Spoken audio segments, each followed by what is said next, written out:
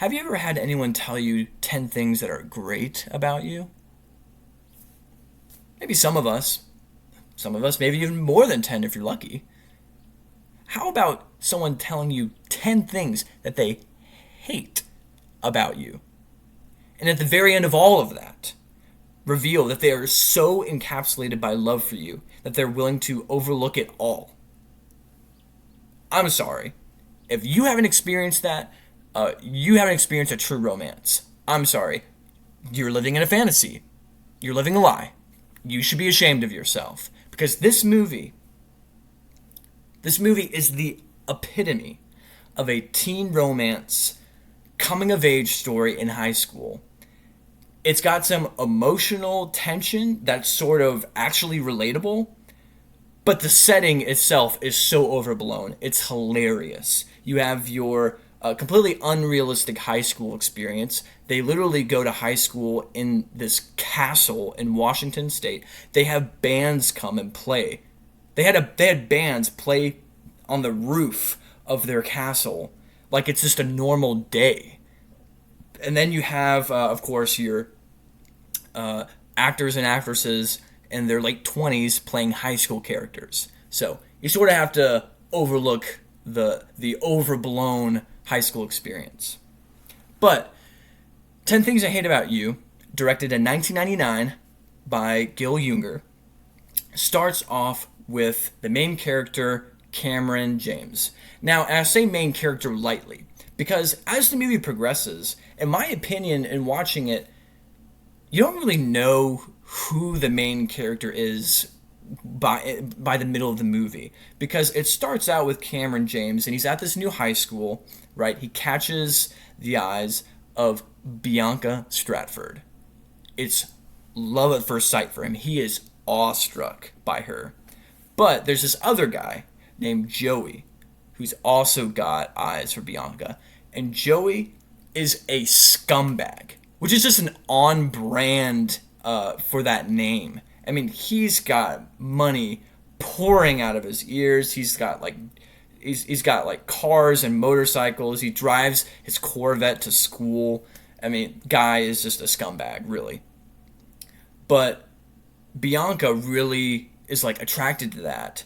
But Cameron is sort of this wholesome, truly loyal friend who wants to truly love this girl. But he finds out that he can't ask her out until her sister, Kate Stratford, gets asked out. Because there's this rule in their household where the dad doesn't want any of them to date, his daughters to date. And so he's like, well, you can't be in a relationship, Bianca, until Kate is in a relationship. And Kate, she is attractive, but she has a horrible personality. She's rude. She intentionally is spewing hatred at everything. She just hates everything. She wants to tear down everything. And the movie sort of starts off with sort of this competition between Cameron and Joey, where Cam like kind of convinces Joey. He's like, you can't really ask out Bianca until Kate finds a date. And so he's like, well, who do I find? And they ask who really we're all missing here is Heath Ledger. I salute him. Rest in peace. Patrick. My boy is like an Australian drug dealer. He is just a horrible, guy's been to prison multiple times. He bit the head off a chicken, apparently. And they're like, let's get this guy to ask Kate on a date. And they can be in a relationship so Bianca will become available. And they decide to pay Patrick, they pay him like $100 to ask her out. And he's like, easy money. And so he tries and he fails miserably. Kate is not falling for this dude.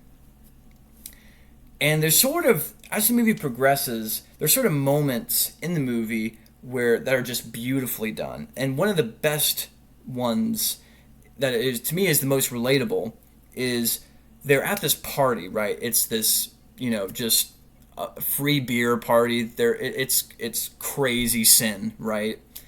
And Bianca wants to go. Kate doesn't want to go. She begs and begs and begs Kate to go with her. She finally gives in.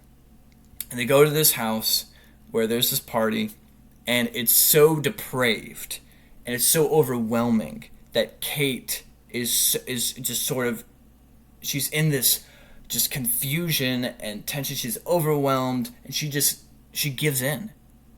But she's not about that life at all. She's sort of the complete opposite of that, all of that, and then just sort of gives into it. And Patrick is there, and he's paid to date her, so he doesn't really have true affection. But he's seeing her, and she's just downing shots. She's getting drunk, and then at one point, she just starts dancing in front of everybody, and you're just like, whoa, what just happened? And she's dancing right in front of Patrick, and Patrick is literally like not okay with this at all. He's like, whoa, this girl is so great, but she's stooping to this level that I stoop to all the time, and I'm not okay with it. I can't let this girl destroy herself just because she's overwhelmed. And so he's like, I've got to rescue her. He becomes like this protector. He has this protective feeling over her. Takes her out of the house, drives her home, and really is respectful and doesn't take advantage of her. And then you have Bianca and Cam. Cam drives Bianca home, and they have this really awesome moment where they're honest with each other about their relationship and their love. It's really well done. But like I said, you don't really know who the main characters are until about near the end of the movie, when it's prom and Joey asks Bianca to prom. And there's this moment with the sisters where they're in their bedroom, and Kate reveals to Bianca, hey, I used to be in a relationship with Joey, and it sucked. And you're just sitting there like, whoa. This movie really is about Kate and Bianca and their relationship journey. It's really about how they're able to move past the obstacles in their lives to be able to experience true love. And for Kate, she had been with Joey the scumbag, so she was really turned off and mean to all guys until she meets Patrick. And he's sort of in this tension where he's like, I'm paid to take her out on a date, but I actually really like her. What am I going to do? But yeah, so that's sort of happening. And then, yeah, so they have that sisterly bond moment, and it's so well done. And it just ends, the movie ends after prom. Bianca knocks out Joey, Joey knocked out Cam. So, there's sort of this domino effect of violence.